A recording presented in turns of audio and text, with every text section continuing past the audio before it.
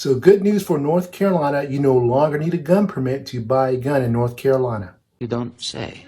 So if you did not hear, the House just passed a bill, voted 71 to 46, to allow citizens now to buy a gun without a gun permit. Before, you had to go to the sheriff's office, you had to apply for a gun permit. They did fingerprint you, all that good stuff. And then you could go out and go to your local firearms dealer and buy a gun. If you wanted to buy 10 guns, you had to get 10 different permits. You no longer have to do that now. That's good to hear. They just voted on us on March 29th of 2023, and it takes effective immediately. So, Like right now?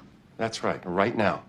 you can go to your local gun store and buy a gun without a permit. This bill that was enacted is called Senate Bill 41. This bill also covers carrying a handgun on school grounds where religious services are being held. And the third section of the bill also covers a safety storage for all of North Carolina. And I will speak about all these individually and what they mean. North Carolina was one of the 10 states where you needed to get a gun permit to purchase a gun through the sheriff's office. That is no longer needed.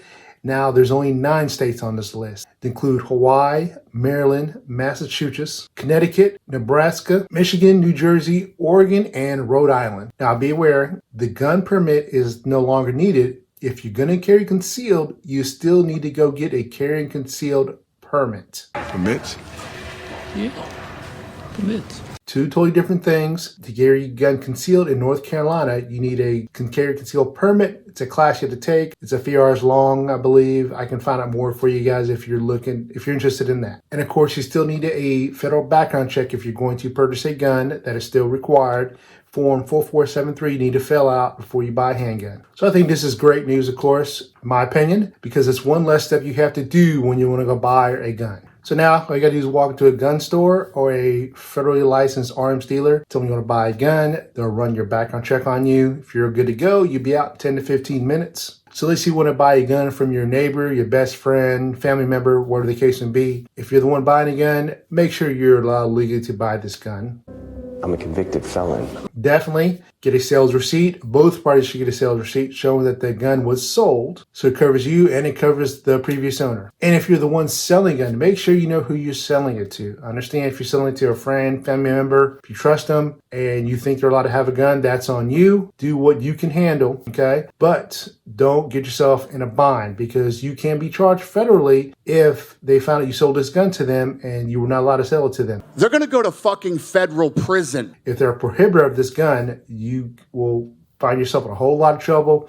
There's a reason to get charged federally for something like this. Also, in this Senate Bill 41, it now allows non-sworn employees of a law enforcement center, police department, sheriff's office, to carry a gun to work with the permission of the sheriff or the police chief. You would need a letter from them saying you're allowed to do that. So definitely make sure you do that. If you don't get a letter, then don't carry a gun to work. And that goes in effective July of 2023. Also, if you read Part 1 of the Senate Bill 41, it now allows you to carry a gun effective this December of 2023 with a religious meeting place that shares property with a school. Now, you're allowed to only carry a gun outside of school hours and when the school is not being used for any non-religious curricular activities. Of course, be aware you're not allowed to carry your handgun on school property or within a courthouse or law enforcement center. You're also not allowed to carry a gun at a place of where there's a parade or a demonstration or anything.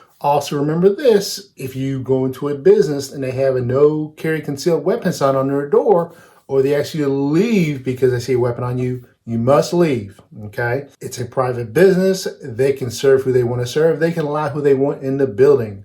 Because if you don't leave, you will be charged with trespassing possibly. I've seen this happen a lot as a law enforcement officer. Mostly what the business will ask you to do is just go put your gun away. So if you really want to go into the business, go put your gun away. You're done doing business there, come back out to your car, get your gun, go to the next business, whatever the case may be. Also be aware of this, you cannot be under the influence of alcohol or under a controlled substance while carrying your handgun. And Part 3 of the Senate Bill 41 talks about safety, storage, and awareness initiative. So the Department of Public Safety, the Wildlife Resource Commission, and the Department of Health and Human Services will launch a 2-year gun safety awareness initiative. It will talk about gun safety and also talk about the distribution of gun locks. Within its 2 years, they are supposed to develop a website and a toolkit. The website, of course, talk about gun safety, awareness, and storage away from children and minors. And the toolkit is supposed to provide materials and resources that are tailored to a community to provide education and awareness. This website and toolkit is hoping to go effective by July 1st of 2024. So I think this is a big win for North Carolina, in my opinion. What do you guys think? Tell me what you think. Drop a comment below. Do you like it? Do you not like it? And if you enjoyed this video, please check out this video right here where I talk about open carry in North Carolina. See you guys in the next video.